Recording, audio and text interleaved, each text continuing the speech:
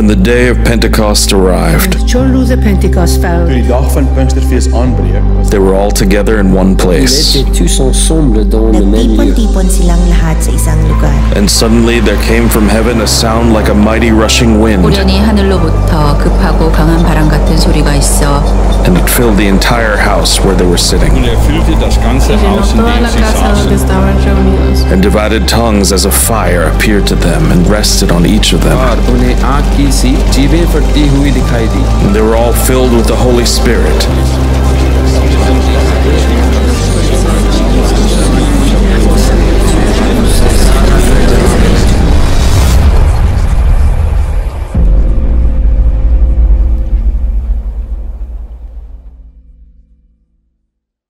We acknowledge your presence today. Lord, salamat for the opportunity that we could commune with you, Lord. Give us the grace to really say yes and seeking your ways, Lord, and seeking your face. Lord, thank you. In Jesus' name we pray. Amen. Please remain standing as we read our scripture today. We'll read Acts chapter 2, 12 to 15, and then we're going to jump in to verse 36, and then 42. 36 to 42. If you could open your Bibles or swipe it with me on your apps, Acts chapter 2, 12 to 15. And then we're going to jump into verse 36 to 42. So sabay-sabay po nating basahin if nandyan na po kayo. In verse 12, it says, "And all were amazed and perplexed, saying to one another, 'What does this mean?' But others, mocking, said, 'They were filled with new wine.' But Peter, standing with the 11, lifted up his voice, addressed them, 'Men of Judea, and all who dwell in Jerusalem, let this be known to you, and give ear to my words. For these people are not drunk, as you suppose, since it's only the third hour of the day.'" Let us jump to verse 46 to verse 42. It says there, "Let all the house of Israel therefore know for certain that God has made him both Lord and Christ, this Jesus, whom you crucified." Now when they heard this, they were cut to the heart, and said to Peter and the rest of the apostles, "Brothers, what shall we do?" And Peter said to them, "Repent and be baptized, every one of you, in the name of Jesus Christ, for the forgiveness of your sins, and you will receive the gift of the Holy Spirit. For the promise is for you and for your children and for all who are far off, everyone whom the Lord our God calls to himself." And with many other words, he bore witness and continued to exhort them, saying, "Save yourselves from these crooked generations." So those who were baptized in his word were baptized, and there were added about 3,000 souls. And they devoted themselves to the apostles' teaching, the fellowship, the breaking of the bread, and prayers. That is the word of the Lord. You can now take your seats. All right, good afternoon po sa inyong lahat. And welcome to our 2 p.m. service. I'm Pastor Elijah, one of your pastors here at Victory Church Cremona, wherein we only do two things, that is to honor God and make disciples. So second week na po ng ating series, Sounds of Pentecost. So tinakal natin yung first week about 2 weeks ago, and then to give way to the celebration of our anniversary, nag-skip po tayo ng 1 week, and then today, we'll talk about the second week of the Sound of Pentecost. So, hindi po ako yung magpipreach today, but it's an honor for me to actually tell you, there will be a 10 days team that will be sent to Vietnam. So, sige, pakita po natin yung pictures nila. Yan. So, we're gonna send two of our best. Kuya Bong, who preached kaninang umaga, in the 9 and 11, and now Leia will preach. So if you want to partner with them in sending and praying for them as well as they go to Ho Chi Minh ba to, bro? Ho Chi Minh, Vietnam. Ayan, on the center of kung anong nangyayari sa Vietnam ngayon, no? So pag-pray natin na makabalik sila. As they raise funds as well and as they do their requirements para makapag 10 days of it. So join us as I ask now Leo to preach to us the Word of God. So yan. So Nakakaba pala pag ini-introduce ko yun. First time ko dito. So once again, good afternoon everyone. Welcome to our 2 p.m. service. So yun nga na yung, bigyan ko lang ng konting kwento. Yung dito masaya pa kami kasi medyo ano pa yan eh. Alam niyo yung pag malayo pa, di ba? Ang saya niyo pa yan, dami niyo pang plano, pero pag palapit na, parang ayaw mo na. Di ba? Mga ganun eh. No? So a little background ng 10-day story. Actually, ang unang inalok sa akin ni Pastor, unang inano sa aking nation ni Pastor Elijah is South Korea. Sabi ko, mukhang yes, wala naman akong sa South Korea, I love South Korea, I love Jangjum, I love Jumong, parang napaka-old na ng mga pinapanood ko, no? So yung mga tumatawa, alam na nila yun, no? Alam nyo na yung edad nyo. So pero sabi ko, Lord, parang hindi eh, okay? And then, sabi ni Pastor Elijah, meron tayong India. Kaso hindi nga lang 10 days, medyo mahaba-haba, mga 6 months. Sabi ko, baka hindi ako pa uwi ng mga insan doon. Ay, India. So sabi ko, Lord, medyo pas tayo dyan. And then, here comes Vietnam. Sabi ko, nung sinabi niyang may 10 days tayo sa Vietnam, sabi ko, oo na ako eh. Hindi, may asawa pala ako. So kailangan kong i-confirm kay Pray na puntang Vietnam. Without knowing, si Pray tsaka si Ate Jing nag-uusap na sa Hospital ng Carmona. Sinisend na nila kami. So, di ba? Naghahanap pa lang kami ng confirmation. Iko-confirm pa lang namin sa kanila sila umuo na. No, sige, send natin yung mga asawa natin and then yun nga po. No? Here the team, our team for Vietnam. So, 4 na Midland cluster. So, nandiyan po ang GMA, Molino, Dasma, and we're here in Carmona. 2 kami ni Kuya Bong. So, bigyan ko lang ng yung isa dyan yung may hawak ng plug ng Vietnam. That is Tatay Emmer. He is a senior citizen, I think 61 or 62 years old. And I was amazed na what hinders us to go to the nation? Yung age mo ba? Yung situation mo ba? Lord, hindi ko alam saan manggagaling yung financial ko eh. Saan manggagaling yung gagamitin ko? Church, Jehovah Jireh still sits on the throne today.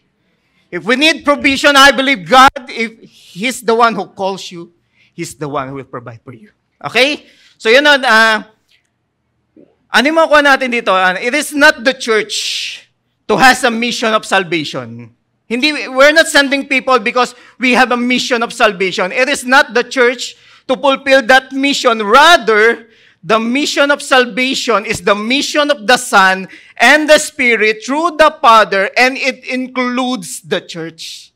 So week 1, sinabi natin that the very heart of God is mission, an attribute of God is mission, so that tayo isinama lang po ng Panginoon. And it give us a privilege to be a part of His work. So God precedes the mission, He initiates the mission, He defines the mission, and He sustains the mission of the church.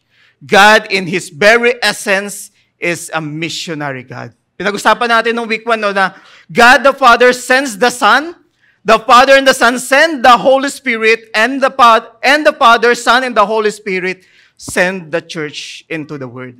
That's why we're doing mission. Hindi po tayo yung may mission of salvation. It is the mission of God, and He include us sa mission. So the mission of salvation is God's mission, and God accomplished it by Himself. Remember what happened on the cross? That is the fulfillment of God's mission of salvation. When Jesus died on the cross, rose again, that is the completion of that mission. Pero, hindi natatapos doon. There's still every nation na hindi pa nare-reach ng gospel, and we need as a Christian to preach Christ on that nation. The resurrection of Christ gave the Great Commission to the church, and those who receive the grace and mercy. How many of us here are saved by grace and mercy of God? Those who are saved by the grace and mercy of God will receive the Great Commission. And that commission is to go and make disciples of all nations. Kung narito ka ngayon, hindi mo pa alam yung calling mo. Read Matthew 28, 18 to 20. Yun ang calling ng bawat Kristiyano. Go and make disciples of all nations. Our salvation not only restores us, but also commission us to serve as agents in God's unfolding plan of redemption. Yes, salvation is is a work of God from the beginning to the end, but we have a part to play. God commissioned us to finish the mission in the strength He supplies. So He commissioned us to finish the mission, pero siya rin yung magsusupply ng kalakasan para sa atin to finish that mission. It is not God. Hindi ito yung parang sinasabi ni Lord, ito yung blueprint na meron ako. So our project stretch, no? Ito yung blueprint na meron ako. Ito yung gagawin ko. Ito yung blueprint, ibibigay ko sa'yo, gawin mo. Hindi ganon yung ni God. Ito yung blueprint, ito yung gagawin ko, ito yung heart ko, samahan mo ako. That is what God's doing in a mission. And that is, yun yung invitation ng Panginoon sa atin. He's saying, this is what I'm doing. He's inviting us to join Him. And then, update lang kahapon, no? Ito yung mga, sino yung Victory Day kahapon? Ito yung mga hindi ilan eh. Napakarami. This is our first time na ganito karami yung nagpabaptize. So, just like what the lesson kahapon, no? This is not a membership of the church, but this is a public declaration of what's going internally sa inyo, that you fully understand that salvation is by faith, by grace through faith in our Lord Jesus Christ, and you want to declare it to the publicly sa mga tao. That's why we have water baptism yesterday. But the question is, ito yung laging every time na merong natatapos na event, the question is, what's next? Tama? Ganun ba tayo na? Yung tipong pagkatapos nga lang natin kumain, iniisip na natin, anong susunod na kakainin? Di ba? Yung hindi mo pa naisusubo yung panghuling subo ng pananghalian, merienda na agad, tsaka hapunan yung iniisip natin. Pero what's next? Church, if you are a Christian, this is the things that we need to do. Embrace the Great Commission. Embrace the Great Commission. So let's go to verse 2. Let's go to our verse. In verse 12, sabi doon, and all were amazed and perplexed, saying to one another, what does this mean? So, a little recap what happened in our week 1 of our series, Sounds of the Pentecost. Week 1, dumating yung Holy Spirit during Pentecost. So, sino nandito nung week 1? Wala. So, kailangan ko i-preach ulit yung week 1 na. So, majority of us are here in week 1. So, recap ko lang. During the day of Pentecost, 50 days after the Passover, so nagkaroon ng event na kung saan lahat ng mga Jews galing sa iba't ibang nation, ito yung mga nation na doon na sila lumaki, doon na sila pinanganak, pumupunta sa Jerusalem for the Feast of Pentecost, and then ano nangyari? Nagkaroon ng baptism of the Holy Spirit. So if we will look at chapter 2 of Acts, paano gumalaw yung Holy Spirit, nagkaroon ng 3 manifestation. Number 1 is audible manifestation, the sound of the rushing wind. And then nagkaroon ng visual manifestation, the tongue of fire rests on every believer. And then nagkaroon ng verbal manifestation, they speak in different language. So yun yung manifestation of the Holy Spirit, pinag-usapan natin ng week 1. So the crowd there, sabi dito na, and all were amazed and perplexed. So yung all dito, the all here was every nation presented in Acts 2:9. Primarily, there were Jewish people and proselytes from across the Roman Empire. When we say proselytes, remember na week 1, pinag-usapan natin na every time na mako-conquer yung Israel, during the time of Syria, di ba? Kinuha yung mga pogi. Di ba? Sila Daniel, Meshach, Shadrach, and Abednego. Sabi ko nga, buti wala ako doon, kundi naiwan ako.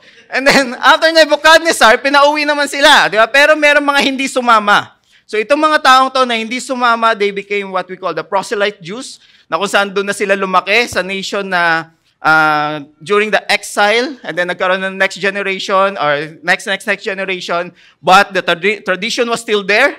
Ang ginagawa nila, yung tradition of Pentecost, bumabalik sila sa Jerusalem during that time. So that's why some scholars says na meron ditong around 9,000 to 10,000 proselyte Jews during the time of Pentecost. So the all here is the people around Jerusalem during that time. So bigay ko lang yung mapa kung saan sila nanggaling. This is the map of Acts 2, verse 9 to 11. So hindi natin isa-isahin. Baka kulangin yung oras natin. So sabi dito, through the manifestation of Holy Spirit, God opened the door for people from every language and tribes to hear the life-changing message of the gospel. Notice that the miracle do not save. Yes, nagkaroon ng miracle, but in this case, they spark an interest that prepared heart to be an open recipient to the message of salvation. So, yung mga taong yon, narinig yung malakas na sound. So, sabi ko nga siguro, ilan doon Pilipino, na pag may ingay, oy, ano yun? Di ba? Minsan mabuti rin yun eh. Dahil sa mga taong to, di ba? Yung pagiging natin, curious. Gamitin natin yung medyo magandang curious, di ba? Na pag may ingay sa kapitbahay, ano kaya yun? Curious lang, okay? Curious lang. But I believe that the curiosity of that people steered their heart kung ano yung nangyayari. And then nakita nila the manifestation of the Holy Spirit through the tongue of fires na nasa mga apostles. What is the implication? I believe the harvest has been prepared by God. Why? Because the Bible says in Romans that we are all dead in our trespasses. When the Bible says dead, sino dito nakita ng patay na may ginagawa? Pag nakita mo yung patay na nagtatrabaho pa, baka ikaw naman yung sumunod, di ba? Pero when the Bible says dead, it means dead. Kahit pahagisan mo ng ipis yan, hindi yan magtatatalon. Why? Because it's dead. That's why I believe that the harvest has been prepared by God because kung wala yung movement ni God, wala yung grace ni God during that time, those people, hindi sila magkakaroon ng interest to do or to hear the gospel of God. And same with us. Sino dito, wag na magtaas ng kamay, na yung masayang life mo noon in a world, na nasa mundo pa tayo, gustong-gusto natin marinig about God? Wala. Tama? Sabi nga ang testimony kanina, di ba? Parang ang boring ng things about God. Tama? Ang corny ng mga born again, pataas-taas pa ng kamay ang mga yan. So ako po yung sinasabi ko during that time, no? Na ano bang may paiyak-iyak pa yung mga yan, di ba? Ganon. We don't want things about God. Why? Because we belong to the world. And I believe without the regeneration of the spirit of the heart, hindi tayo magkakaroon ng interest sa Panginoon. And thank God, the Holy Spirit moved in the midst of these people. And I believe that the same Holy Spirit, siya din yung nag-move sa bawat isa for us to go near to God.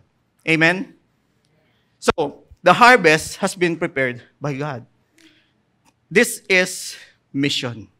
So, after baptism of the Holy Spirit, His empowering follows missions. Binaptize yung mga disciples congregationally by the rushing sounds of the rushing wind. And then, they baptize individually. And then, ano yung gagawin nila? Mission. Preach the gospel. Mission. So, ito lang yan. When I was studying this, yung buong Acts 2, sabi ko, Lord, bakit tongues of fire? Natanong niyo ba yun? Alam ko natanong yan, pero sagutin ko na. This is from my own perspective. Sabi ko, bakit tongues of fire? Week 1, sinabi, bakit language? Kasi there are different people around Jerusalem. So bakit tongues of fire, yung manifestation na ginamit, na nagstay sa head ng mga disciples? Ano yung isa sa binibigay ng fire is heat, right? And then light. Tama? Yung tongue, we speak, language, communicate, right? I go, okay, this is just my interpretation. The tongue of fire. We speak light to the dark world. That's why this is a mission. Now, even that visual manifestation invite us to speak light to the world. And who is the light? Our Lord Jesus Christ. The word now is suffering from darkness. There's a lot of darkness in our world today. Why? Kaya nga tayo nandito. Because on that nations, or even in our community, we will speak light to those people. That is my interpretation of the tongues of fire. So to spread the light to the dark place of the earth, to tell the burning words of the Redeemer love to the heathen land. So one of the greatest hindrance, this is one thing, one of the greatest hindrance to the spreading of the gospel, ano yun? Language barrier. Tama?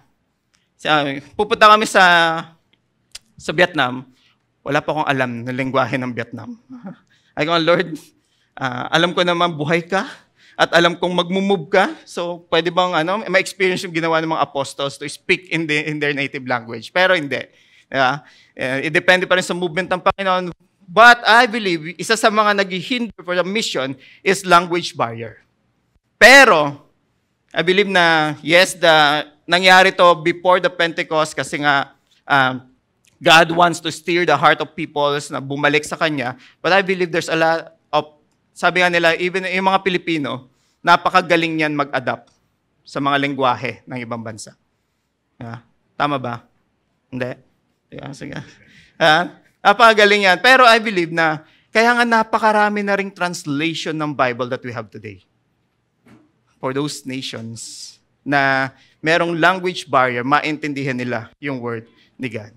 And those Pentecost, if we will look at it, how many are familiar with the story of the Tower of Babel? Tower of Babel, ito yung nagtayo sila ng pyramid. Diba? Hindi yun. Okay? Tower of Babel, nagkaroon ng confusion of language during that time. And during the Pentecost, God redeems that.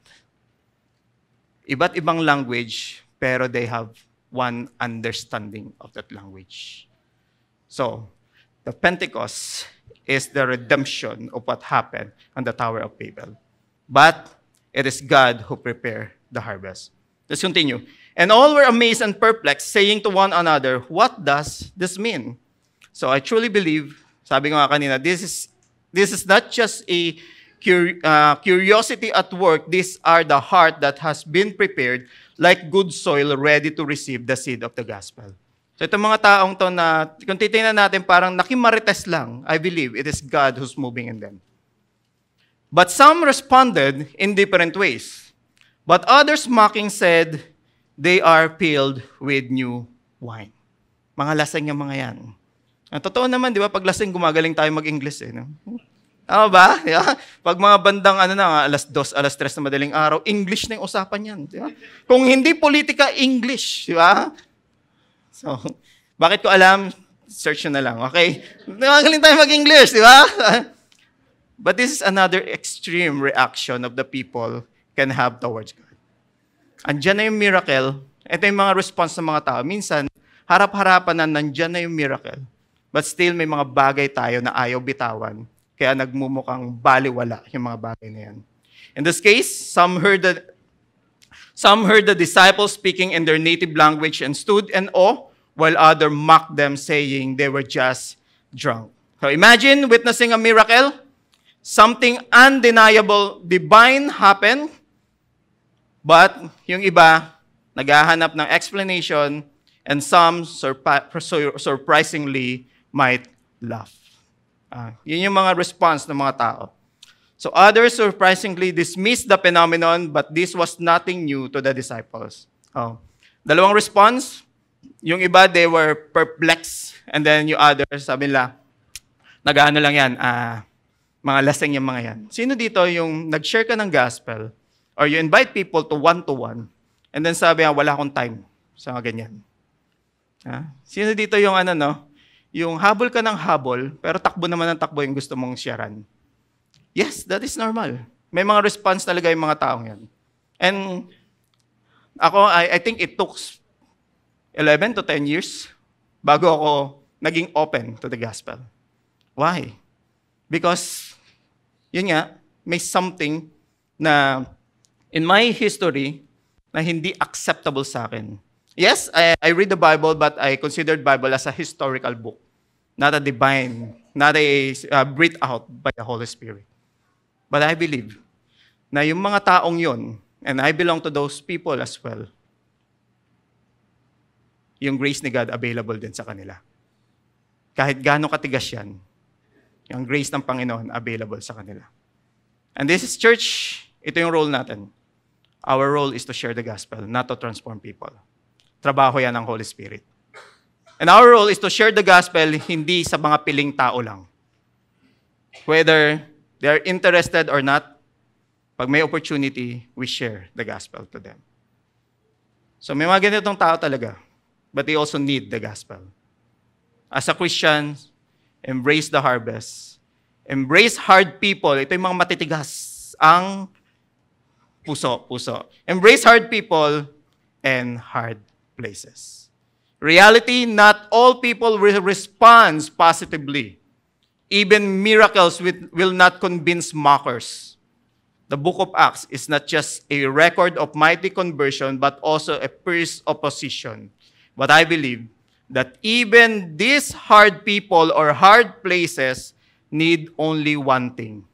That is the gospel. So that's why we are here. As a believers, it is imperative for believers who were baptized and empowered by the Holy Spirit to preach the gospel to all kinds of people. Take note, all kinds of people. Hindi yung mukhang mapera lang at kaya kang ilibre sa Starbucks. Okay, all kinds of people. Some people were asking, what does this mean? While others were mocking. Peter responded to both situations with the gospel. Ito yung response ni Peter. But Peter, standing with 11, lifted up his voice and addressed them, Men of Judea and all who dwell in Jerusalem, let this be known to you and give ear to my word. So what happened to Peter? Imagine, sino nakakilala kay Peter? No? Yon, kilala ni Vince, no? Kamusta naman siya? Imagine Peter, a month and a half or 2 months ago, he was a fearful man, denying Jesus in the high priest's courtyard, afraid, ashamed, and broken. But now, we see a bold and fearless preacher standing before the crowd, proclaiming Christ without hesitation. What changed him? It wasn't just a time. It wasn't willpower. It was the power of the Holy Spirit. This about pace is the Spirit doing. So imagine, 3 times Peter denied Christ. But this time, sa harapan ng maraming tao, sabi ko kanina, around 9,000 yung nandun. May mga mockers na nandun. Pero sabi ni Peter, he standing with the 11. Again, he became the spokesperson of these 11 disciples or 129 disciples na kasama niya. He stand with courage. He stand with boldness. Standing with 11 means being put forward, urged to us as a spokesman. And then sabi niya doon, lifted up his voice. This is nothing new to Peter, di ba? Pag binasa mo yung ni Peter, madalas siya mas mabilis yung bibig niya kaysa sa pag-iisip niya, di ba? Kaya madalas siyang i-rebuke to Jesus, di ba? But this time, he lifted his voice. This time is a different Peter. The Spirit enabled Peter, not depending on his own ability, but on the Spirit's supernatural power. And here's the truth. Ano yung implication na makikita natin dito? The same Spirit that transformed Peter is available to us today. It's the same Spirit that will transform us even at this very moment. God still takes broken people. Sino yung mga broken ngayon? God still takes broken people and turn them into bold witnesses. Church, God doesn't call the equipped, but He equips the called. Yeah. Kung sa tingin mo hindi mo kaya, mas ikaw yung gagamitin ng Panginoon. Bakit? Kasi pag nakita natin yung limitasyon natin, doon natin makikita yung unlimited power ni God na mag-work sa buhay natin. Bakit? Kasi kung nakikita lang natin yung kakayahan natin, kikilos lang tayo sa kakayahan natin.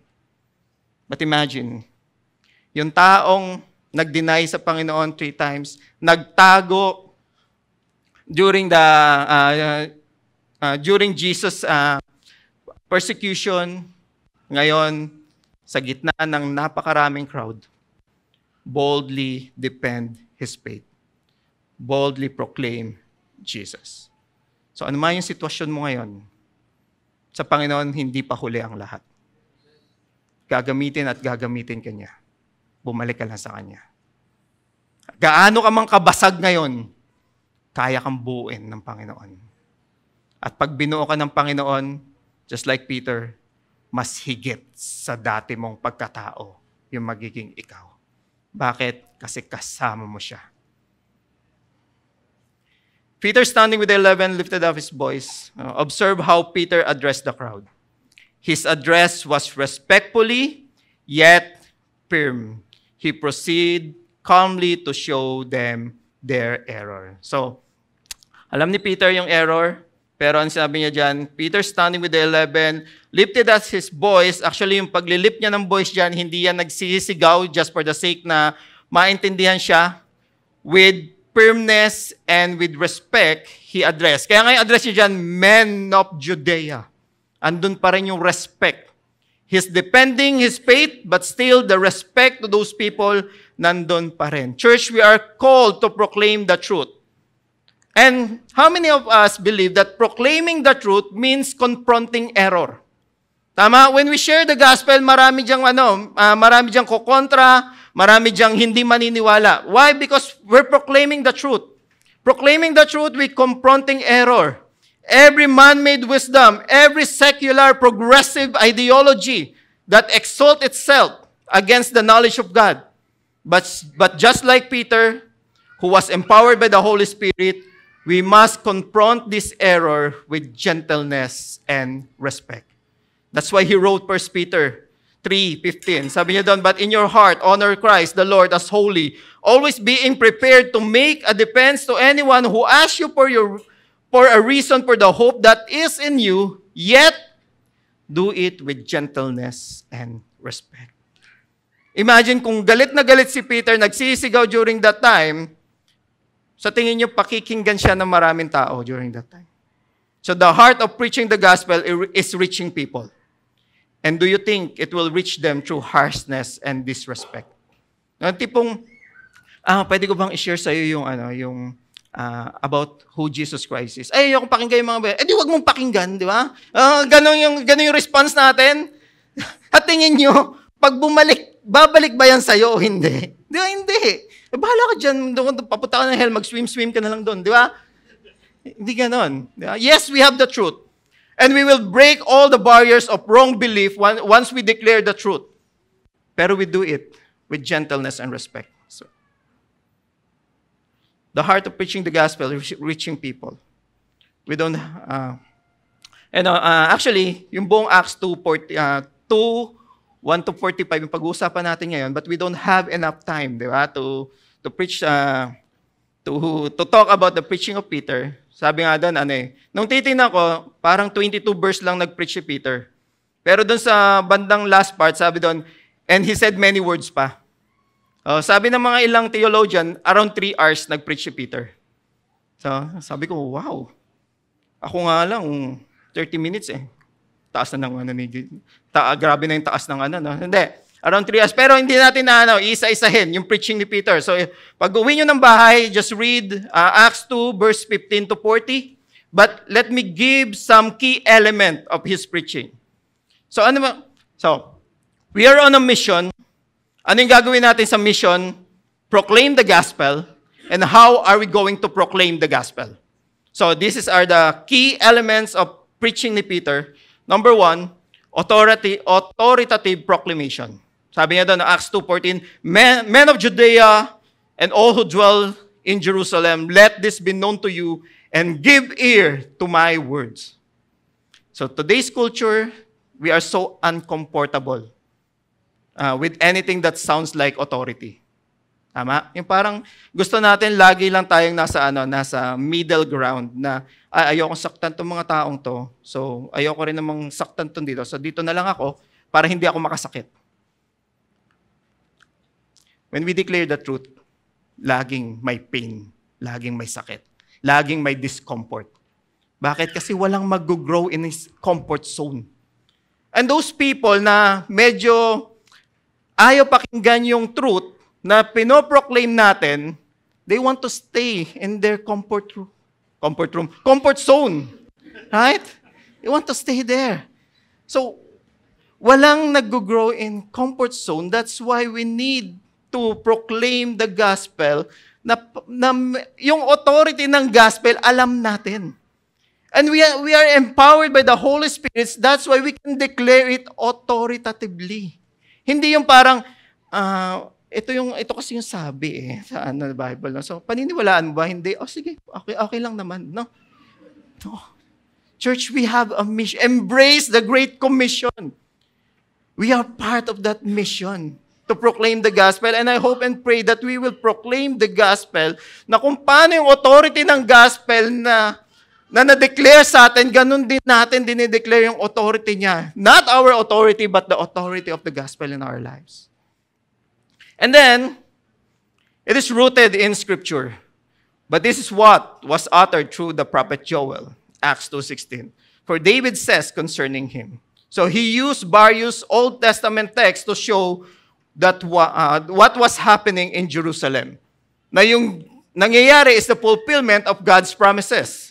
He quoted Joel to explain the outpouring of the Holy Spirit and he quoted Psalms, yung Acts 2:25, to declare Jesus as the risen and exalted Lord. In doing so, Peter rooted the gospel in the Scripture. So yun naman yun. When we preach the gospel, I hope it is rooted in the Scripture. Na hindi yung sariling gospel lang natin. No? Sino dito, nasa 3 taon or 5 taon ka ng Kristiyano, pero John 3:16 pa rin yung alam nating verse. Huwag na po kayong magtaas ng kamay. Okay. Di ba? Kristiyano tayo, nag-grow tayo in Scripture. Why? Sabi nga ni Peter, be prepared to depend the faith that you have, the hope that is in you. So, rooted in Scriptures. Yes, malaking impact when we share the gospel, yung mga testimony natin. But I hope and pray that before we share our testimony, we share first the Scripture. We share first the Scripture. And then, ano yung role ng Holy Spirit? The Holy Spirit will remind us of the Word of God. Ay, katuturo lang kahapon, di ba? Pero ano yung i-remind sa atin ng Lord kung wala tayo? Yeah, sino yung nasa sitwasyon na binasa mo to, hindi mo maintindihan ngayon, pero darating ka sa sitwasyon na ipapaalala sa'yo ng Panginoon na ito yung binasa mo kahapon. This is my word for you. Right? Pero ano yung ipapaalala niya kung wala tayo? Kung wala tayo, hindi tayo nagbabasa, or ginagawa lang natin pampatulog yung Bible, hindi nga binasa, inunan lang di ba? Hindi yan papasok mag-isa sa utak natin. So we need to read the Bible. The Holy Spirit will remind us of God's Word. So, authoritative, then rooted in Scripture, and mostly Christ-centered. Peter didn't preach self-help. He didn't preach politics. He didn't preach empty religion. He preached Christ. The core of his message was the gospel. The perfect life of Jesus Christ, his sacrificial death on the cross, and his victorious resurrection from the grave. This is the message that saves. This is the message na i-carry natin to every nation o sa mga taong sisharan natin. This is the truth that transforms heart, and this must remain the foundation of our preaching today. And even sharing the gospel. This must remain the foundation of our preaching today. Kaya nga lagi namin sinasabi, na kapag hindi na ang Panginoong Jesus ang pinipreach sa pulpitong ito, maghanap na po kayo ng ibang church. Why? Because we are here because of our Lord Jesus Christ, and it is our role, our obligation to preach Jesus in this pulpit. The Holy Spirit empowers believer to preach the gospel with authority and truth. The Holy Spirit empowers ordinary people to proclaim an extraordinary message, the gospel. Jesus Christ crucified and risen. If we want to preach with boldness and clarity, we must rely not on ourselves, but on the Spirit, and anchor every word with the Word. Gusto natin, hindi natin alam paano mag-preach, read His Word, ask the Holy Spirit to empower us. Ano yung naging result with that preaching na meron si Peter? Now when they heard this, they were cut to the heart. Cut to the heart. Bakit? Because they gave love a bad name. Okay, they were cut to the heart. Why? God is love, right? And Jesus is love. Anong tawag nila kay Jesus? Prince of the demon, Beelzebul, di ba? They gave love a bad name. And then they understand na, this Jesus is Christ, the Lord, na binigay ng Panginoon. Anong nangyari? They were cut to the heart. Hindi lang dinugtungan yan, pero yan, because they gave love a bad name. Ano lang po yun, And said to Peter and the rest of the apostles, brothers, what shall we do? When the Jews heard that God has made him both Lord and Savior, or Christ, this Jesus whom they crucified, they were cut to the heart. It's important to recognize that their conviction was produced by the Holy Spirit through the preaching of the Word. That's the work of God. At pagtingnan natin, hindi ito dahil nag-preach si Peter. Yes, yun yung ginawa ni Peter, but this is the conviction of the Holy Spirit to the heart of those people. That's the work of God, not man. So our work is to preach the Word. Sabihin mo yung katabi mo, preach the Word. Yan. When we faithfully preach the gospel, rooted in Scripture and empowered by the Holy Spirit, hearts are still pierced, eyes are still open, and lives are still changed. We must never rely on our own strength, personality, or creativity. The power lies in the Spirit working through the Word. So, and then Acts 2:41, and those who received His Word were baptized, and there were added that day about 3,000 souls. So what a beautiful picture. They did not just hear the gospel, they welcomed the good news. Yes, it is God who transformed the heart. It is only God can open blind eyes and draw people to Himself through His Word, but that doesn't mean, yes, ang Panginoon lang yung magbabago ng buhay. Panginoon lang ang magbubukas ng mga spiritual eyes ng mga tao.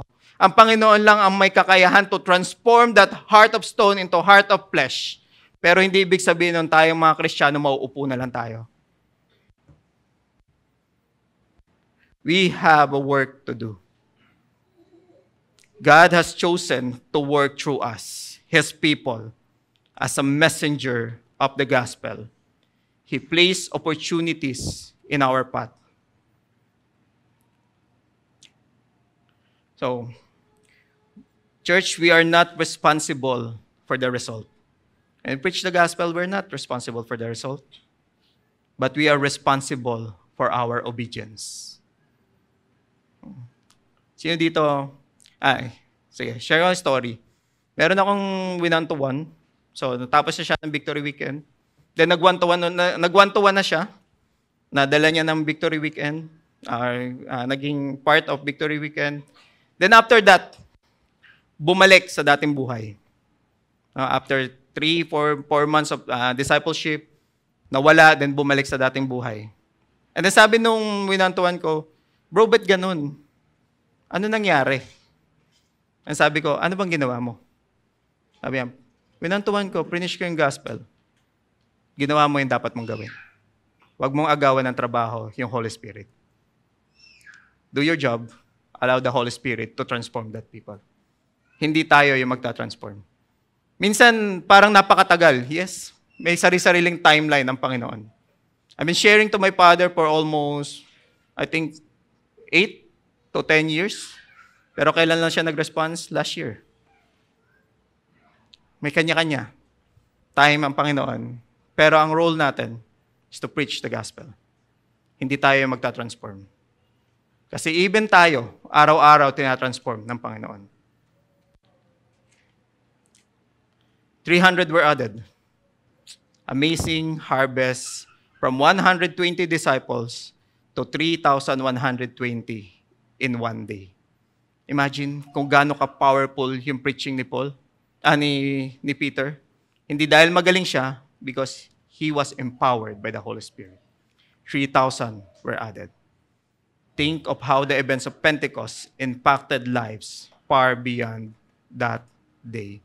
So, the 3,000 here were not locals of Jerusalem. So, itong mga taong to, most of them, babalik yan sa kanya-kanyang nations or kanya-kanyang town. So, they were pilgrims sa Jerusalem. Babalik yan. And then what happened pagbalik nila? Itong mga taong to, there will be a missionary on their town as well. So, nakita natin yung movement ng Holy Spirit. Hindi yan during that time lang, hindi yan dun sa mga taong yun lang. Ang perspective ni Lord or ang plan ni Lord is worldwide plan. So, yung 3,000 na to, yes, may mga ilan na natira, pero may mga ilan na bumalik sa kanya-kanyang town. Imagine, ilang pamilya ang nasyaran, ilang bayan ang makakakilala sa Panginoon because of the empowerment of the Holy Spirit dun sa preaching ni Peter. Maybe hindi natin alam na parang, isang tao lang sinisharan ko ngayon. Nag-hesitate ka pa, di ba? Na mukha namang mukhang hindi tatanggap tong taong to, ang dumi ng itsura. Di ba? May mga ganun tayo, di ba? Parang, hindi man lang mag-ahit tong di ba? Parang ayaw mong We don't know, di ba? Yung movement ni God. Na baka yung taong to pala yung gagamitin niyang misyonaryo sa ibang nations, di ba? And I believe gagamitin niya ng taong yan tayo. Pag hindi natin ginawa yung pinapagawa ng Panginoon, pinalampas natin yung opportunity. Pero kung si Lord ang gagamit sa taong yan, may iba siyang ipapadala para dyan. Ano yung nawala sa'yo? Obedience to God. So every opportunity, I hope we will be sensitive to every opportunity na binibigay sa atin ng Panginoon. Yung mga taong lumalapit sa atin, hindi po aksidente na lumapit yan sa'yo kasi mukha kang mayaman. May pinapagawa ang Panginoon. I hope. Sensitive tayo. This is the power of the gospel. It spreads not just through preacher on platforms, but through every believers who carry Christ into their everyday lives. Gusto ko nang i-amen na lang yung transition ni Tin kanina. Na the missions or preaching the gospels, hindi lang yan para sa mga full-time staff ng church, leaders ng church. But kung Kristiyano ka, sino dito Kristiyano? That is your role, that is your responsibility. Ang kagandahan nun, hindi natin yan ipipreach ng tayo lang. The Holy Spirit empower us to preach boldly the gospel. Believers has been indwelled and empowered by the Holy Spirit, not to comfort, but for a mission. God has placed His Spirit within us so that we can carry the light of the gospel to those still living in the darkness of sin. This isn't just a task of a pastor of missionaries, it's a calling to every believer. The Holy Spirit empower us for the mission. We just need to take the step of obedience. We just need to take the step of obedience. Kaya we will go. Pakisabi sa katabi mo, go. Mamaya na po. Tapusin na natin to. Okay? We will go.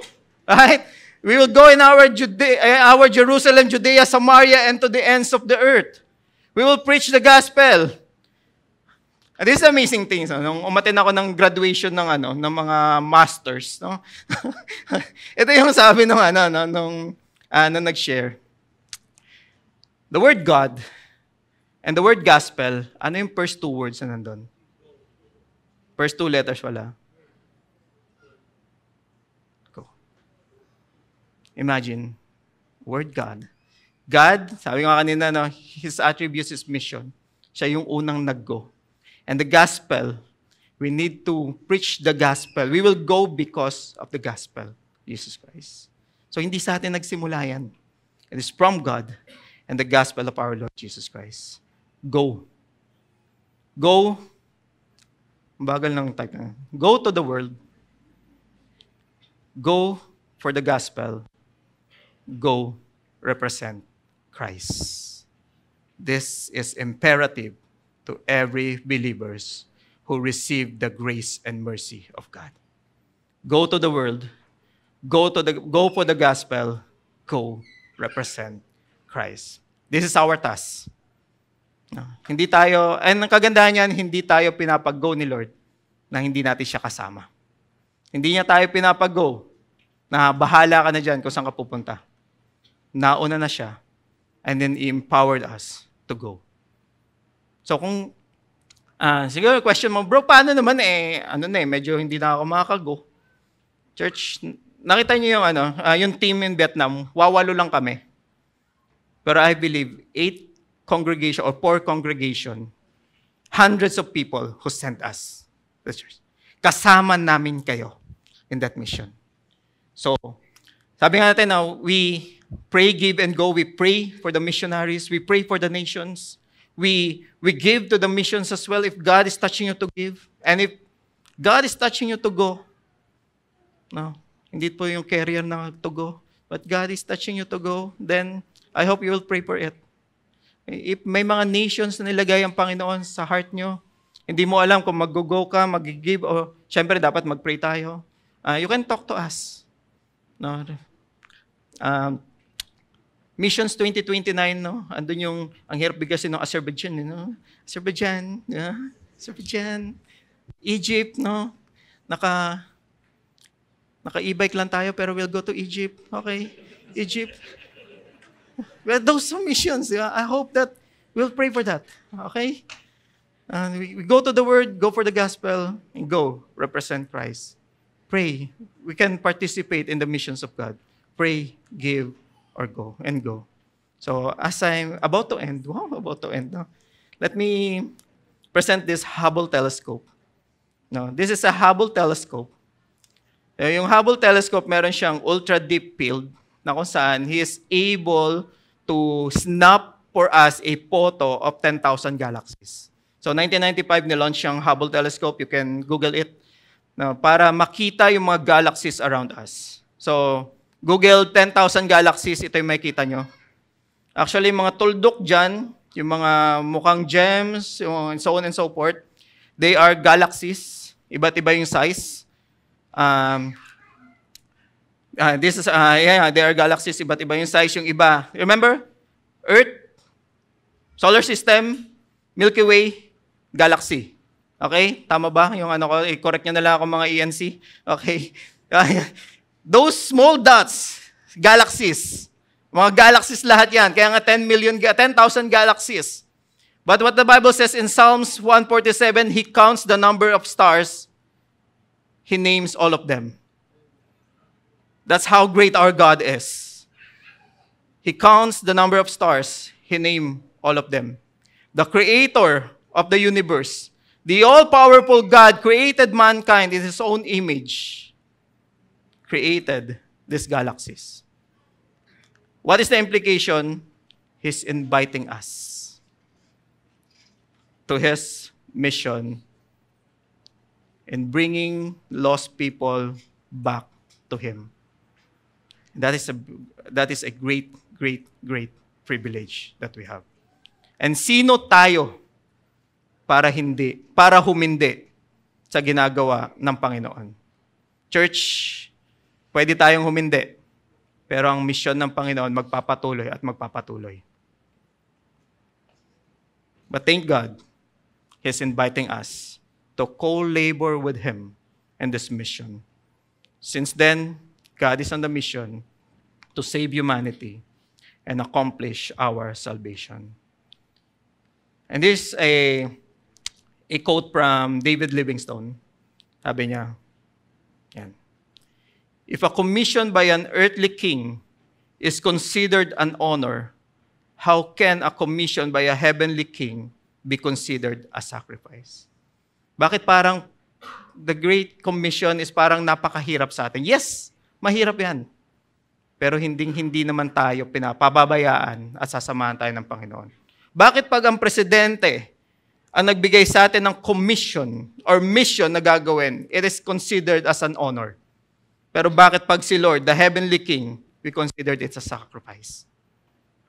I believe, kung honor yung nakikita nating commission from earthly king, how much more honor na meron ang commission na galing sa ating Panginoon, who is the King of Kings, the Lord of Lords. May I invite everyone to stand as we sing this song? I hope and pray na this is not just parang a congregational singing ang ginagagawin natin. I hope and pray maging totoo sa atin yung bawat liriko ng kanta na kakaawitin natin. I hope and pray that this will be our declaration. Bakit? Kasi naunawaan natin na first and foremost, missions is an attribute of God. Mission is God-initiated. Mission is the movement of God. Mission is the blueprint of God. The heart of the Lord. Pero He's inviting us to join Him. I hope when God said, pag sinabi ng Panginoon, who will go for us? I hope that our response, here I am, Lord. Send me. I will go. I will go, Lord. Saan mo man po ako papuntahin. Let's sing this song.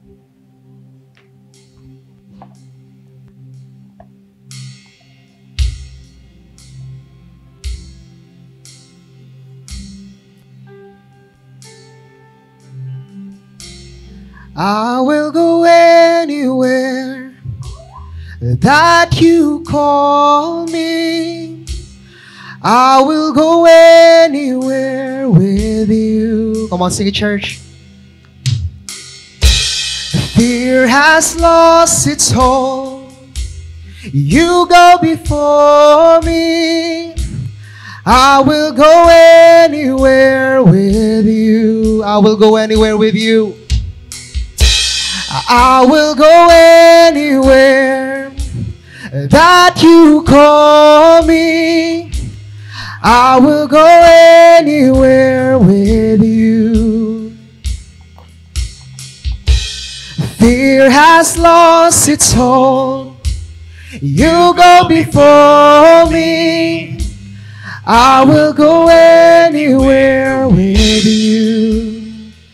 'Cause you've already won the victory. You've already won the victory. You've already won the victory. You've already won the victory. So how can I fear when you're with me? You've already won the victory. Thank you, Jesus.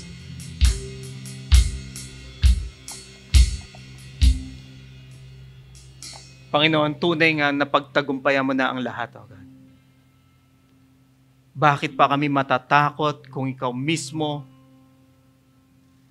ang nauna para sa amin, O Diyos?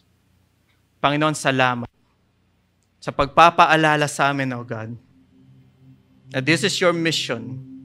But thank you, Lord, for inviting us to join you in this mission. It is a great privilege, O God, for us. Sino ba naman kami, Panginoon, para isama mo? But still, thank you for this grace. Thank you for the mercy that we receive from you, O God. Thank you for offering this mission unto us, O God. Lord, I hope and pray, God, ano man yung naghihinder sa amin to preach the gospel, O Lord, Lord, in the name of Jesus, by the power of the Holy Spirit, empower us to proclaim boldly your word, to proclaim boldly the gospel based on the scripture, O God. And Lord, may your will be done sa mga taong masisharean namin, Panginoon. Help us, O God, to be obedient to your calling. Lord, kung may mga hesitation man kami, Lord, we pray that you continuously shine your light upon us na makita namin yung greatness mo sa kabila ng mga barriers and hesitation na meron kami, O God. Lord, we thank you. Dahil unang-una kami yung naging recipient, O God, ng mission mo, Panginoon. Kami yung ni-reach out mo, Diyos. And Lord, kami naman, Panginoon, yung mag-reach out ng mga tao sa paligid namin. This is our declaration. We will go anywhere with you, O God. We will go anywhere, Panginoon, kung saan mo man po kami tinatawag, O God. Panginoon, salamat sa buhay ng bawat isang narito. Salamat sa bawat pamilya na nire-representahan ng bawat isang narito. Tunay nga, O Diyos, gumalaw ka sa buhay ng bawat isa. Maramdaman, Panginoon, ang presensya mo. Maramdaman ang iyong kamay na gumagalaw sa kanya-kanyang sitwasyon na mayroon ng bawat isa. Panginoon, kung may mga puso man ngayon, O God, na naghihinagpis, dumadaan sa mga pagsubok ng buhay, ipakita mo, Panginoon, na napagtagumpayan mo na ang lahat, O God. Patuloy mong ipaalala sa bawat isa na kami ay iyong mga anak, O Diyos. At kailanman, hindi magpapabaya ang Ama namin sa langit sa kanyang mga anak na narito. Dalangin ko, O Diyos, na pagpalain mo ang bawat isa. Dalangin ko rin po, O Diyos, na bigyan mo kami ng pusong handang sumunod sa mga ipinapagawa mo sa amin. Salamat po, O Diyos. Ikaw ang maitaas sa aming kalagitnaan. Pagpapala ng Panginoong Hesukristo, ang pag-ibig ng Ama at pakikipisan ng banal na Espiritu ay sumaatin nawa. Ito ang aming dalangin, papuri at parangal sa pangalan ni Jesus. Amen at amen. So marami pong salamat. Maaari na po tayong humayo at magdisipulo. Thank you everyone. Go and make disciples of all nations. If you need prayer, pwede po tayong pumunta sa harap. May mga taong handang manalangin para sa atin. In your presence there is new life. In your presence there is new life.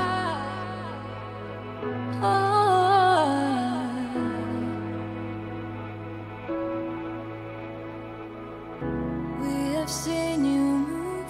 We have seen your glory. We know when you speak, all our chains come falling. We have seen you move. We've seen battles won. We have seen you move. We have seen you move. We have seen your glory. We know when you speak, all our chains come falling. We have seen you move. We've seen battles won.